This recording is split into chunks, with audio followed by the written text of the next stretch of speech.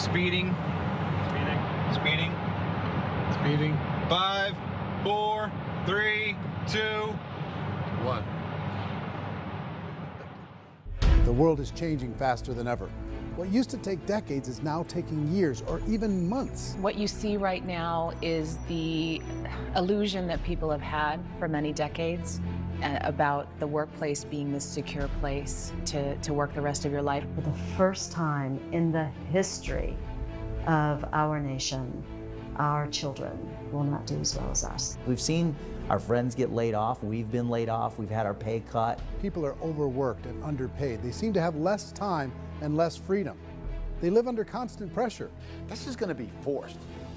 And so even if your employer loves you, they may have to cut you. There's something wrong that on Monday morning, the heart attack rate increases by 35%. Technology is accelerating, job security is declining. It just doesn't seem like the old models of making a living are as reliable as they used to be. Every aspect of our lives, there's a better way out there, but we're still doing it the old way. We live in the greatest country on the planet, and there are a lot of people sitting around complaining and being cynical. Like everyone's whining about this old model, and I'm like, why don't you leave it?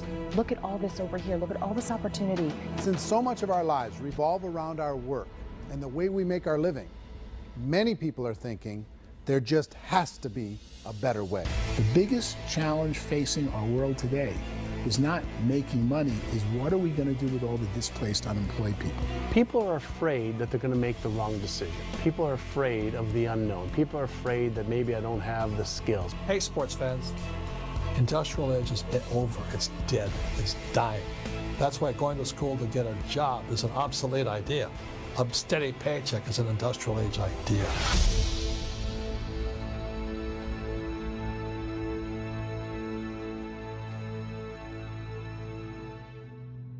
It's the search for answers that has brought us here together today. My name is Eric Worre, and for almost 30 years I've been an entrepreneur, struggling at times, but ultimately succeeding. As a best-selling author, speaker, and business owner, I've spent my entire career helping millions of people around the world to become entrepreneurs. And I believe strongly that there is, in fact, a better way when it comes to how we make a living. The career landscape has changed dramatically, and many are still working in a model that is completely out of date.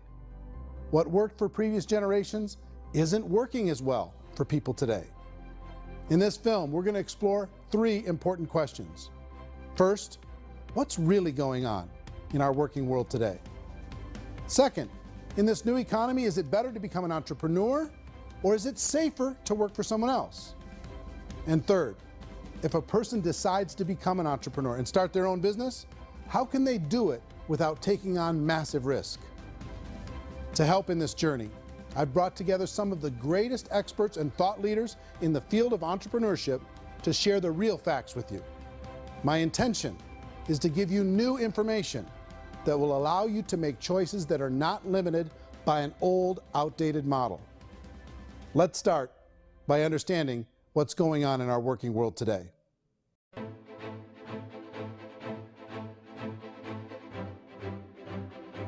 Let's look at unemployment. 30–40% of the people are honestly not working, but would be working. What our government does is if you haven't found a job in 6 months, we don't call you unemployed. We pretend you dropped out of the labor force. I've often said that unemployment, particularly structural unemployment, that's unemployment due to technological changes, is the first sign of economic growth. Think of it, 10 people live on an island. They go out every day and fish. One day, new technology shows up. A missionary brings them a net. Now, using the net, one pilots the boat, one throws the net. 2 fishermen can do all the work 10 used to. That's a 500% increase in productivity, 2 doing the work of 10, in one day. You don't have to learn a lot to learn how to throw a net instead of throw a fishing line. The island's got a big problem, 80% unemployment. But the island still has all the wealth of the fish because the 2 people produce as much fish as 10 did. Now, of course, looking back in history, these changes used to take thousands of years. And during that time, we went into farming and transportation. Some of us became doctors and some teachers and lawyers, and we developed all these new professions and new manufacturing jobs. Today, these changes are occurring literally in one day when a new technological advance occurs, and we don't have the social structures to deal with it or to retrain the unemployed people. So one of the things that I think is interesting as I travel across the country and really travel around the world is the way that we work and the way we get paid for work is changing pretty dramatically. On a global basis, everything is being turned upside down because of the rapidly advancing technologies. They are eliminating many jobs, and we have been left with many people not prepared for the jobs that exist. A lot of demand in public companies was to squeeze out all the fat and to get just as much margin as we possibly could, and fat equals humans. So this idea of job security in information age is so obsolete, but it's still taught inside our school system, and that's where the problem starts. There's no financial education in the school system, and people are still trained to be employees to work for that paycheck. This is a chart on the middle class. What's happening in the middle class, those that went to school, their incomes have been coming down for years. And parents still say to their kids, go to school, get a job. Now what happens to all those middle class people who are dropping off the ends of the chart? Well, they become what's called working poor. And this is what happens to working poor. But they say poverty is ending. Well, poverty may be ending, but working poverty is going up. And this is food stamp usage. So food stamp usage in America is going through the roof right now, because people cannot earn what they call a living wage. Most people have experienced financial pressures that I think are probably greater than they have been in the past. If you're not working for yourself, then it's going to be a pretty hard road for a lot of people. Today, if you're going to control your future, the 40-40 plan is gone, where you can graduate from college and get a job and work for 40 hours a week for 40 years. That day is gone. So some of these charts actually tell you what's going on. And this is a really interesting one, you know. People are going back to school because if I go back to school, I'll get a nice job. But this is what's happening to, it's called Sallie Mae, which is the student loan guys. Student loan is going through the roof. It's now over $1 trillion, and student loan debt is worse than credit card debt. So when people stop using credit card, the government got people into student loan debt. And the problem with student loan debt is you can never be forgiven.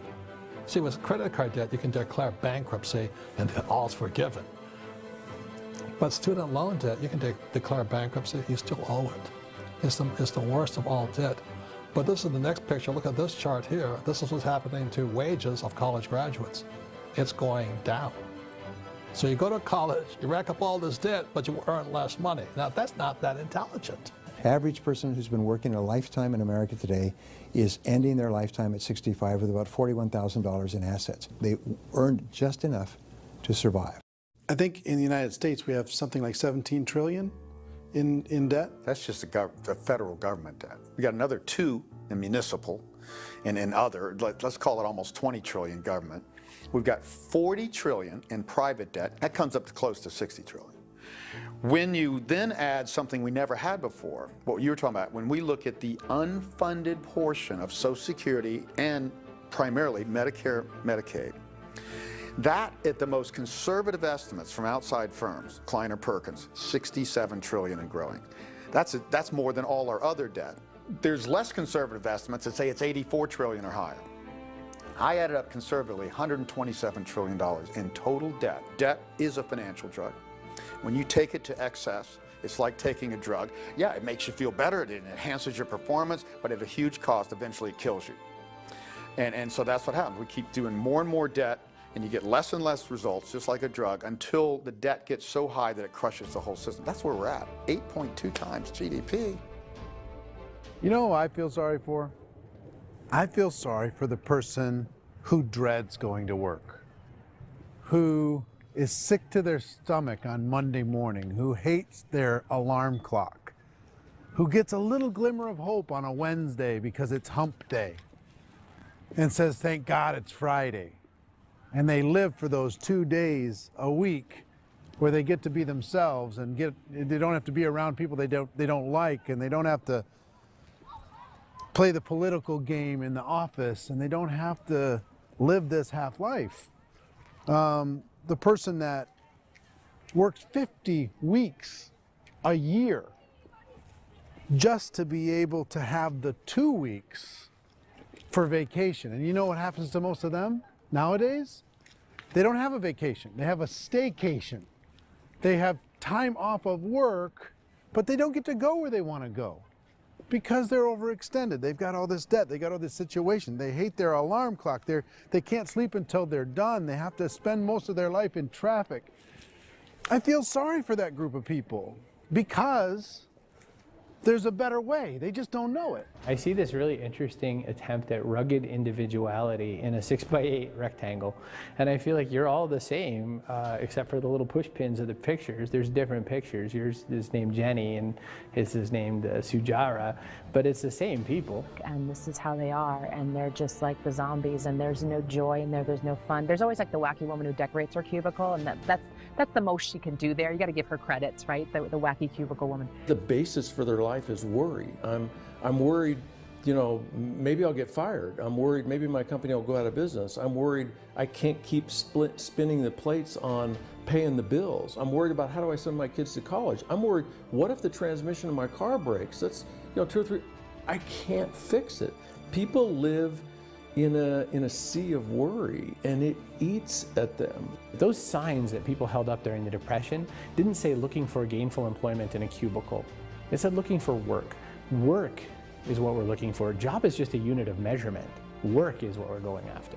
It's time to look in the mirror and say, it's not the economy, it's my economy. It's my little world of where I am. I need to improve. I'm not going to wait for the economy to come back because, frankly, the economy is doing great in this country. So I'm here on Wall Street, the financial center of the universe, the financial capital of the world.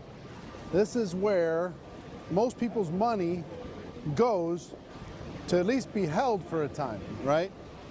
With interest rates in banks being effectively zero, and many experts are predicting it's going to stay at zero for the next 10, 20, even 30 years, people feel like they don't have any choice but to put their future into equities, to put their future into the hands of other people on this stock market, and hope that the stock market goes up, hope that the stocks that their advisors pick or that they pick goes up.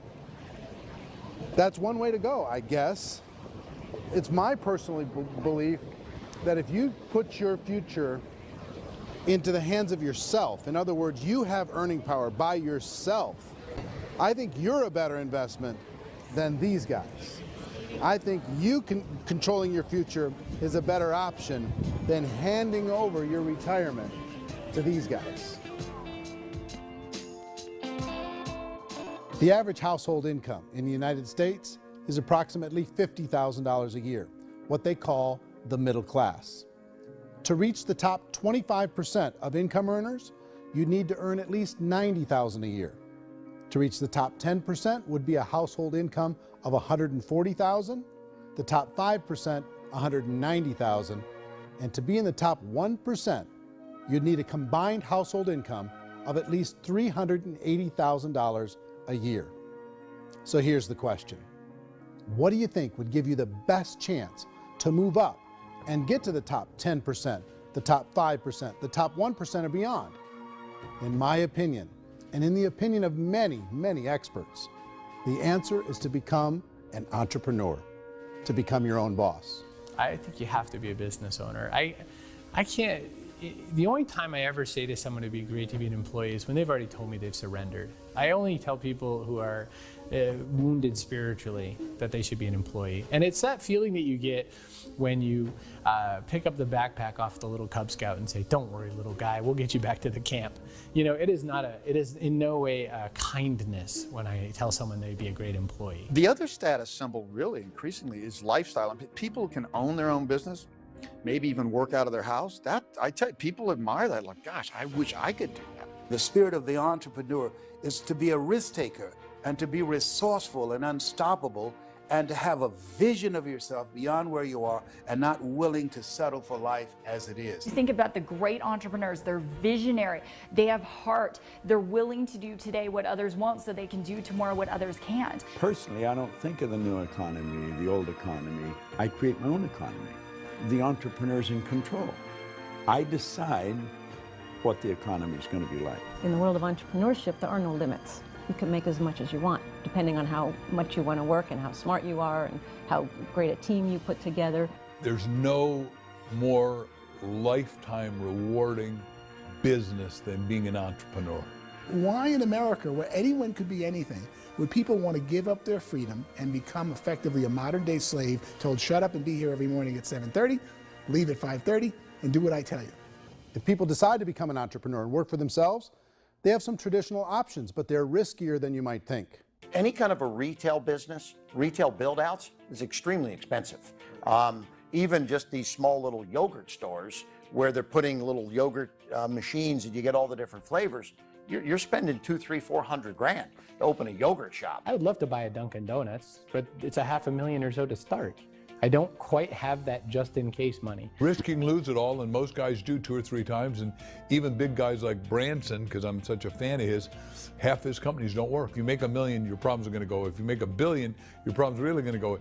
Just the opposite. You and I know when you're making $1 million, you get $1 million responsibilities. You make $1 billion, you got 1,000 times $1 million responsibilities. And most people say, I'd love to be my own boss. 70% of Americans would love to be their own boss, according to recent polls. But they don't know how to get there. Because what are you going to do? One, you could buy an existing business. If somebody's selling an existing business, you have to ask why. Usually because it's probably hard. It's probably not making as much money as they hope. 2, they could buy a franchise, a little less risk, proven system, but it's expensive to be able to do that. 3, they could start something from scratch. And that's where a lot of people feel like, I don't have the chops to do it. I don't have the money. I don't have the product idea. I don't have the expertise. I don't have whatever it's going to take to be able to get there, and I can't risk my family to do it. So 4th, they could become an investor. A lot of people in this town invest to try and figure out a way, but you got to be pretty smart with that game too, right? Venture capitalists, who are the very best and most sophisticated in investing in new breakthrough businesses, make it on 1 out of 11. That means 10 out of 11 are mediocre or fail. Most of them fail. That's the risk there. An angel investor is lucky to get 1 out of 15 or 20. A business is a team sport. Like, I have to have accountants, I have to have engineers, I have to have system designers, I have to have sales, marketing, I have to have accounting, I have to have mission statements, I have to have legal and all that. The average Joe Schmo, even me, I go out there, I don't have the skills to put a business together. I think the bottom line for the 4 traditional options is they take money, sometimes a lot of it. They take expertise, and they take time. All of that adds up to just too much risk for most people. I bought a business from somebody else, and it was a lot of work. And you start wondering, what did I just buy? Because I guess ultimately I own your email list, and I just overpaid for it. People that start their own business, they spend a lot of money, they spend a lot of time, a lot of effort to get things started. And the more you invest on the upfront, the harder you typically work at it. I can tell you what the success rate is of a restaurant. What is it? They're crazy enough. About 90% of them fail. About 90%, in how quickly? Year or less. Wow. And if we're talking non-franchise, we're talking franchise, Sure. That's totally different. Yeah. But our students aren't getting franchise restaurants. You got to invest big money. Exactly. And with someone like McDonald's, you've had to work with the company for a long period of time, really know the To even have a chance at investing $1 You million. have a chance, and it's a slim chance. What if there was a way that you had all the proven aspects, the comfort aspects, and you could still control your own life? What if there was both? In other words, you didn't have to create everything from scratch. You didn't have to be a super leader. All you had to do, what if there was a proven product already? You didn't have to create the product. And there's a proven system already, proven training already. Everything except an employer. That was the only thing that you didn't have. Do you think more people would be open to working for themselves in that environment?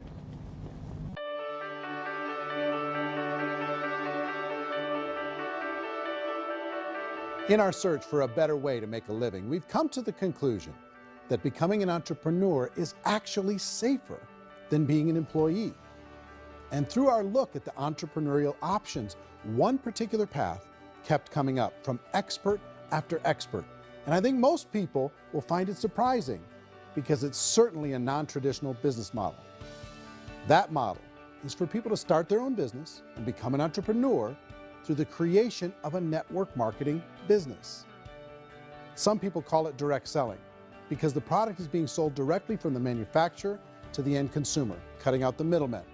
Other people call it multi-level marketing, or MLM, because there are multiple levels of commissions paid. The most common term today is network marketing, because network marketing best describes using a large group of independent distributors, independent entrepreneurs, to move a product or service more efficiently. So my friend here, Donald Trump, and I, we always write about the network marketing industry. And the reason we support the network marketing industry is because it really is a business school for entrepreneurs. Because most people come out of school looking for a paycheck. Oh, that's terrible. I went to network marketing like that. I think if it didn't exist, we should invent it. It is that good. I think direct selling is a great way to do business today. It's very easy to get into that industry, and you can be self-employed, be in effect an entrepreneur. When we see multi-billionaires adding network marketing companies to their portfolio of companies, that would be a clue. When we see people who are very famous authors and very famous business people endorsing the industry, that would be a clue. These network marketing companies aren't $50 million companies, they're billions and billions of dollars. They lead the stock market, they're major companies. When we're going to get it? You know, and you're going to school to work for a paycheck, but if you want to be rich, be an entrepreneur, and network marketing gives you the spirit to be an entrepreneur. A traditional company will spend up to 50% of their total revenue on marketing. Network marketing companies use a different approach. Instead of having all that extensive marketing expense, they utilize a network of independent distributors to do the marketing for them. Now, why do they do this? First, because word-of-mouth advertising is so much more effective today than traditional media advertising. Second, some products need to be explained or demonstrated, and an independent salesperson can do that more effectively than an ad campaign. Third, it's completely efficient. The company only pays for the marketing of their product if a sale happens and not before. Imagine if Amazon allowed you to become an independent distributor and paid out 40% of its revenue to that distributor group. All you had to do as a distributor was recommend a product, and if a person bought it on Amazon, Amazon would take care of all the logistics, and you'd get paid for bringing the customer. Now imagine you got paid for every purchase that customer made for the rest of their lives. Well, Amazon doesn't offer this option, but network marketing companies do. 85% of all buying decisions in our society are made as a result of word of mouth or reputation. We're recommending things to each other all the time. You know, who's your dentist? Who's your doctor? Who's your lawyer? What detergent, are you using? What legal system are you using? What product are you using? We're talking to each other about the things that we love anyway. When you go into a big box retailer, you're lucky if the clerk looks you in the eye, much less gives you any detailed or accurate information about what you're purchasing. So of course, this personal information, this education coming from a friend, a neighbor, a relative, or even a stranger, but one who has experience with the product is extraordinarily valuable. As a matter of fact, network marketing can educate consumers probably better than any other form of marketing. It certainly can do better than advertising, because advertising usually has a certain hype to it, and you can only get limited information. So, network marketing trumps advertising. If you were a typical sales company and you wanted to sell $1 million a month worth of product, you might go find 100 superstar salespeople. The quota would be $10,000 a month. So network marketing as a distribution system just flips the numbers. So we use 10,000 happy, raving fans of a particular product, and we don't concern ourselves so much with how much product each one of them individually sells. If they sell just $100 or $200 a month, and there's 10,000 of them, you're selling $1 million to $2 million a month worth of product. And that's the best way I can explain how network marketing works. This is the marketing arm of the company. There's not money being wasted on bricks and mortar. There's not money being wasted on inventory that's sitting stagnant somewhere. There's not of employees standing around that don't have customers. These are people that are going to connect with customers. These companies allow people to become independent distributors for extremely low cost and with no minimum time or sales quota. Essentially, they own their own business and can provide as much or as little sales as they choose. In other words, the distributor gets all the benefits of traditional business ownership without the risk. The advantage of network marketing is the ease of entry, the low risk, and the low startup cost, because almost everything else has very high risk. You can get in for a minimal investment. You're buying into a system that's already been proven, products or services that have been proven to work. The keys to network marketing is providing an opportunity for the masses to get involved, providing an opportunity for the average person who doesn't have the resources to start their own business. All of this so far is fairly straightforward, but network marketing offers another benefit, and it's this benefit that makes it so interesting for entrepreneurs.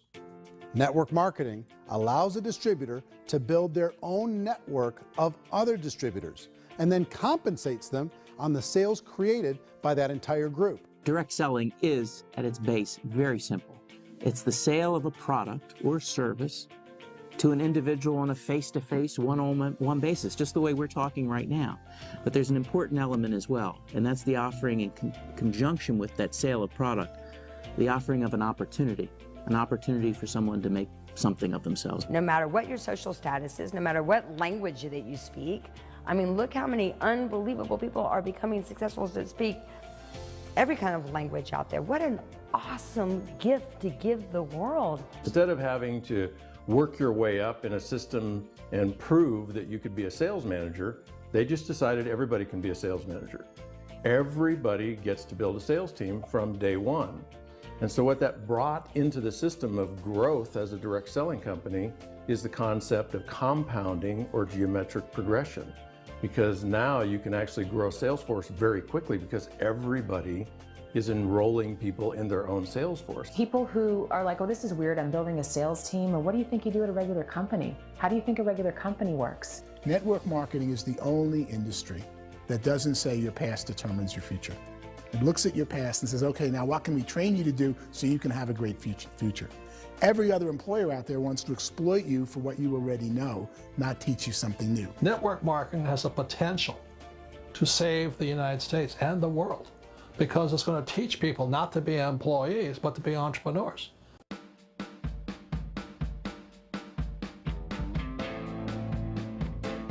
According to the Direct Selling Association, if you add up all the network marketing companies around the world, they combine to do over $178 billion a year in retail sales.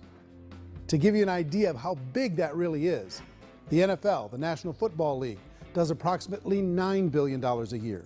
The music industry does a little more than $16 billion a year, and the movie industry does about $80 billion a year.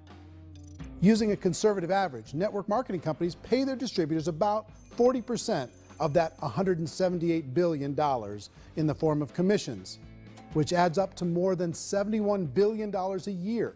That's almost $6 billion a month. It's almost $200 million in commissions every single day. So it's certainly working, and people are making serious money in network marketing. With the growth of the direct selling industry over the last 10, 15, 20 years, we've seen a broader understanding of the channel. We have seen more and more people getting involved in the business, so our penetration in the marketplace has increased, and thus the understanding in the marketplace of who we are has increased. And we've seen non-direct selling companies look at the direct selling model and say, something's going on there. People are making money. Companies are being profitable, individuals are being motivated, product is being delivered to market. Maybe we should explore this. Some people think only the people at the top make money. Well, let's take a look at that as well. In the network marketing profession, there are roughly 500 people in the world who earn over $1 million a year. If you round that number up to $2 million a year, that adds up to about $1 billion a year. That takes the $71 billion paid out each year down to $70 billion. So where does the rest of the money go? The vast majority goes to part-time people making anywhere from a few $100s a month to many thousands of dollars a month.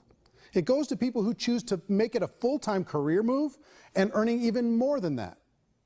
Every day, people are using the money they earn through network marketing to pay off debt, have more fun, and improve the quality of their lives. Everyone I know in network marketing has been doing that since the 50s. They go to work when they want to go to work. They stop working when they want to take time with their children to have a leisurely breakfast and discuss issues and driving to school. They go back to work when they get home, wherever they're working out of. The biggest thing that I've seen is people that have become much happier in their life. MLM has probably made more millionaires of more people in more countries, and I've spoken to them in 67 countries, than any other single form of business, starting from nothing. If they have a choice between working a job for the next 10 years or working a network marketing business for the next 10 years, the result of working the network marketing business will be better. A lot of people within the industry go on and make this a career and do extremely well at it. Network marketing has been nothing but good for everyone I know that's been involved with it because they did it seriously and they played full out and they've been very successful. It's been a constant barrage of success stories and people showing off stuff that they got as a result of it. How many people are involved? Approximately 16 million Americans and 96 million people around the world are currently participating in network marketing. And in a recent poll, 82% of those people report a good, very good, or excellent experience with network marketing. So people are happy.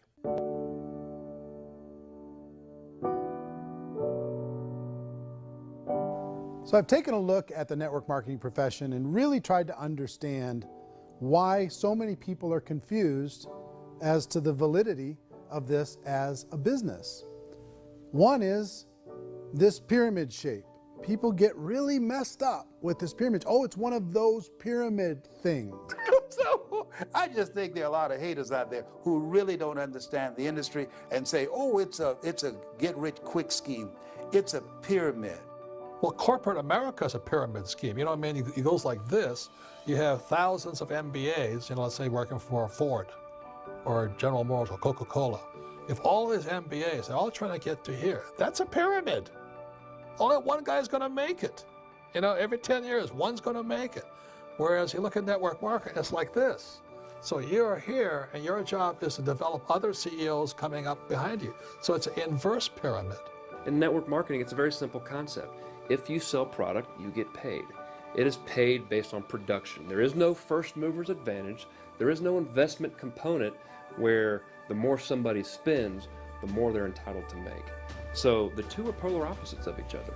It doesn't matter what shape the company is or the compensation plan is shaped, whether it's a circle or a pyramid or a triangle or a trapezoid, it doesn't matter. If compensation is coming primarily from recruitment, then you've got a problem.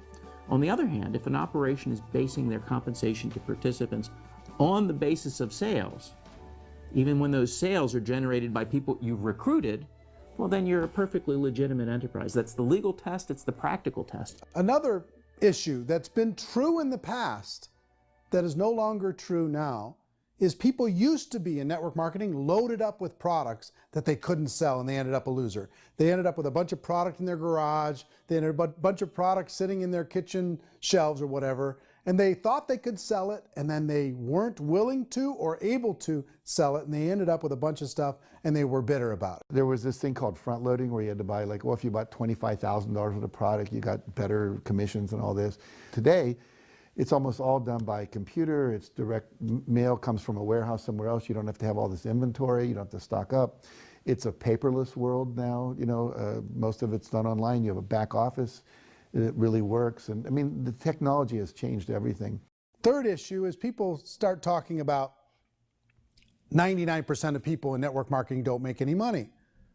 Well, we've talked about that over the course of this journey together. Almost $200 million a day is being paid out to network marketing distributors around the world.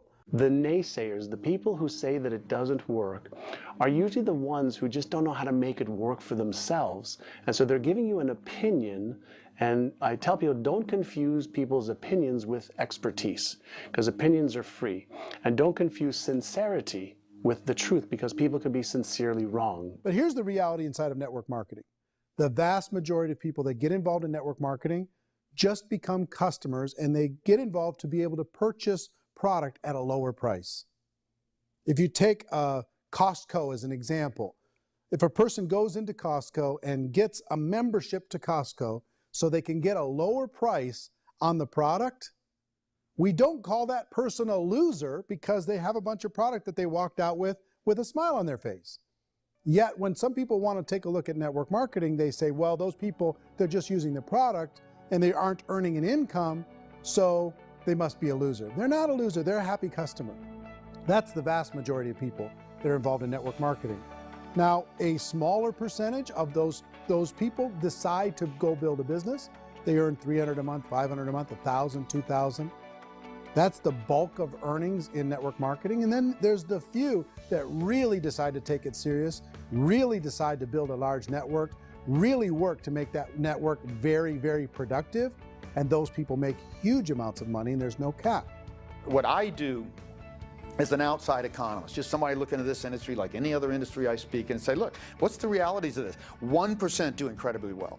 10% generate some additional income at pretty low risk and effort. That's not, and 90% of people roughly end up customers. One thing that I think is real when it comes to people's perceptions about network marketing is people put this, and distributors, I think, involved in network marketing have some responsibility for this. They have sometimes unrealistic claims about the product or about the income. Most people who become distributors, they want the money, they want to be successful, but they don't have the skills. They don't know what to do. And when people don't know what to do and they're in a new business, they're scared. And when they're scared, they panic and desperation kind of sets in. So they think everyone they talk to has to get in.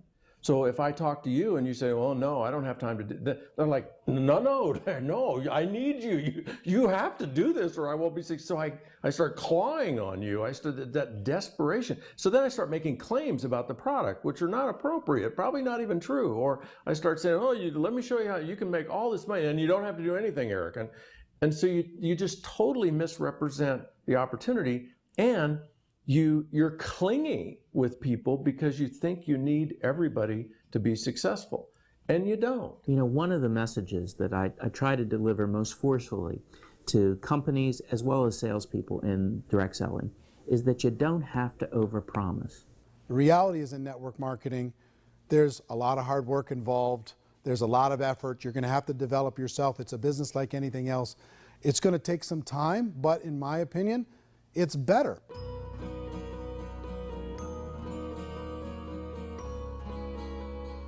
It's light years better for people starting today than it was even 5 years ago. I think it's more widely accepted now, and people understand it is a business. It is being an entrepreneur. It is being a business owner. Our belief system is based upon our evaluation of something, and frequently if we reevaluate a situation, our belief about that situation will change. The industry has changed and it's grown up. It's totally transformed. You've got young people today that have grown up with social media, and they understand networks. They understand how people are connected through technology, and they understand how money flows through those networks. So when they see network marketing, they don't see it the way their parents saw it. And we've all learned, the larger industry that you represent, has all learned from those mistakes and flaws and errors that have happened early on. Early algorithms didn't work the right way. That's all fixed. It's like when they design a computer program, they design the program, then they run it, and then they go back through and they debug it. The MLM industry has been debugged. This is the day of being virtual, being able to run a business from your mobile phone. I mean, it's incredible. Companies are getting smarter. They're implementing more consumer protections. They're implementing more compliance training. They're doing more with respect to product research. If you do get involved and you make purchases of inventory, even on a voluntary basis, if you decide that this business is not for you, you can leave and have that inventory repurchased by the company. There's no other business that offers that kind of protection on a voluntary, self-regulatory basis.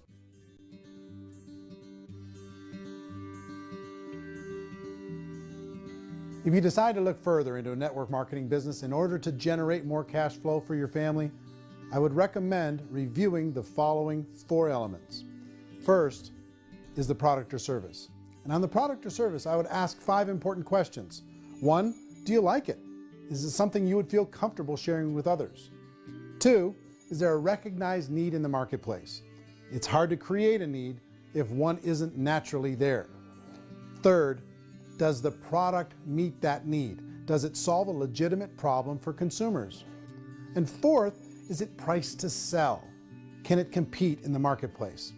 And fifth, is it priced for profit?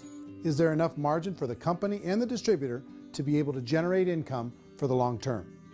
If you can answer the questions on the product to your satisfaction, the next element to consider is the company itself. Is it well run? Do you believe in the founders or the management team? Do you feel they have what it takes to go all the way? See, it doesn't matter how good the product is if the management can't take care of the company. Good management can change with the times. They can handle adversity. They can make good decisions.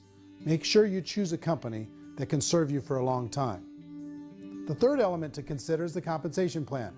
And with that, there are three important things to look at.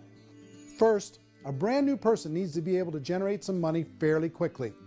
It may be an obvious reason, but you can probably imagine the ripple effect of a distributor getting involved and having even a small victory fast.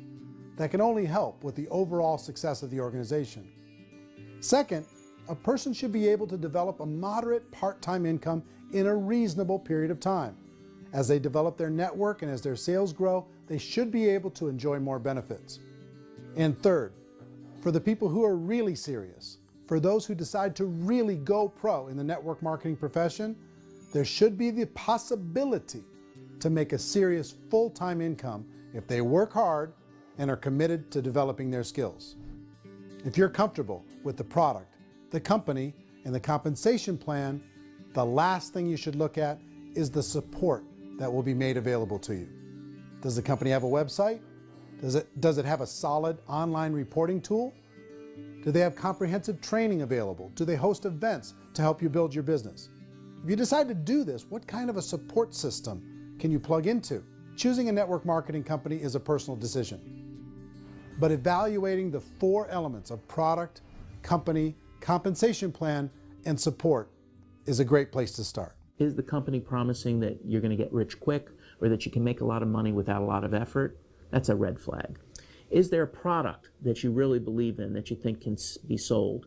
Or are you being told by salespeople or the person who's trying to recruit you or by the company itself that don't worry about the product, all you have to do is recruit other people into the business? Red flag, warning sign. If you're hearing that, take a second or even a third look. Get to know the customers, the products, the business, have some success, and see where the opportunities might take you to move up in the organization. You want to find out how concerned are they about my education, my training, and my development? Is there a space for me to grow? Most important question. Learn everything that you can about the product. Make sure it's something that you believe in, and learn everything you can about the industry and work that system. You have to be very passionate about whatever that company is doing. I would get involved. You can always test drive anything, you know, the product, the service, the community, and then lean into it a bit. If it feels good, then lean into it a lot. Behind me is the Lincoln Memorial. And this is a place where Martin Luther King Jr. had his famous "I Have a Dream" speech.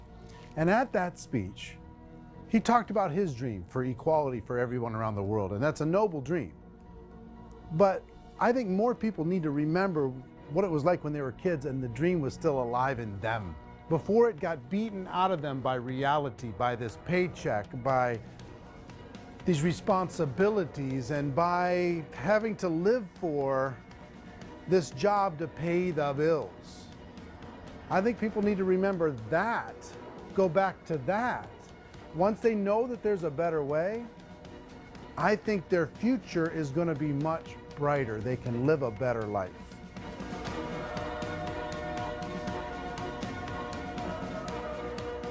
So if you're considering getting involved in a network marketing company, let me offer you just a few pieces of advice. First, network marketing isn't perfect. It's emotional, it's challenging. Like any entrepreneurial venture, it can have its up days and its down days.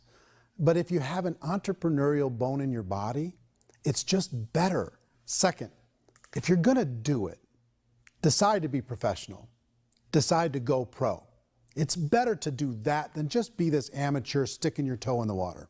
Third, as any professional, you're gonna have to learn some new skills. And I promise you, inside of the network marketing profession, they're not too difficult to learn. Fourth, like anything worthwhile, it's gonna take some time.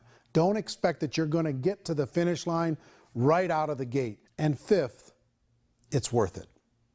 It's worth it to be able to take charge of your life again. It's worth it to be able to control your own financial situation. It's worth it for the people you're going to be able to spend time with. It's worth it for the things you're going to be able to see and the experiences you're going to be able to experience. It's worth it for the causes you're going to be able to contribute to, the lives you're going to be able to touch, the customers you're going to be able to help, the friendships you're going to be able to develop. I promise you, it's worth it. Remember, most people are searching for answers just like you are. But I do have to tell you the catch to network marketing. If there is a catch, if you want to understand this from an emotional point of view, people say, well, it sounds too good to be true. It's not, it's hard work. But here's the catch. Most people still don't understand it. So you're going to have to endure the loss of social esteem from ignorant people. The uneducated will think less of you. Now, if you can handle that, you're on your way. If that's going to destroy you, you know what? Entrepreneurship in general probably isn't in your future. If you can face that catch, you can become unstoppable. I want everyone to really contemplate this if they're not in network marketing. You're in a job, you probably have a mortgage, you have rent, you have debt, whatever's going on. You're in a prison. You work just hard enough to keep them from firing you, and they pay you just enough to keep you from quitting. Come on! I've been there, done that, and bought that t-shirt. In network marketing, if you run into failure, it's really just a homework lesson for yourself. There's no one to blame. You really have no excuse not to be successful. You just don't. People don't want to hear that, but there's so much available to you. If you want to be a good network marketer, be a student to the people above you, be a fellow traveler to the people on the same level, and be a teacher to those below, and know when it's appropriate to do which. People who are not afraid of asking people to buy things, or not afraid of persuading people with a chance they may say no, these people own the future. Nothing happens until something moves. So you got to go move, you got to go do something, or nothing's going to change in your life. In the beginning, you're going to do a lot of things that you don't get paid for. But as you go down the road, you get paid for a lot of things that you don't do. And your job is rehabilitate the spirit, the entrepreneur spirit in all of us. You get it back. Either give it a strong yes or a strong no, but no wishy-washy, dilly-dally stuff in the middle. There's dreams and there are nightmares, but I believe that the biggest nightmare of all is when you don't pursue your dream. You're going to see some monumental growth in this profession. It's an exciting, exciting time to be involved with the network marketing profession. The next 10 years, I see just exponential growth. When that tipping point comes, it's not a matter of asking somebody, have you ever heard about network marketing? You're really asking them, which company are you building your wealth in? We are here to fix the world, to improve relationships with other people, to improve other lives. And the real reward comes as an entrepreneur in any level from teaching somebody something and watching them soar. There is no greater reward.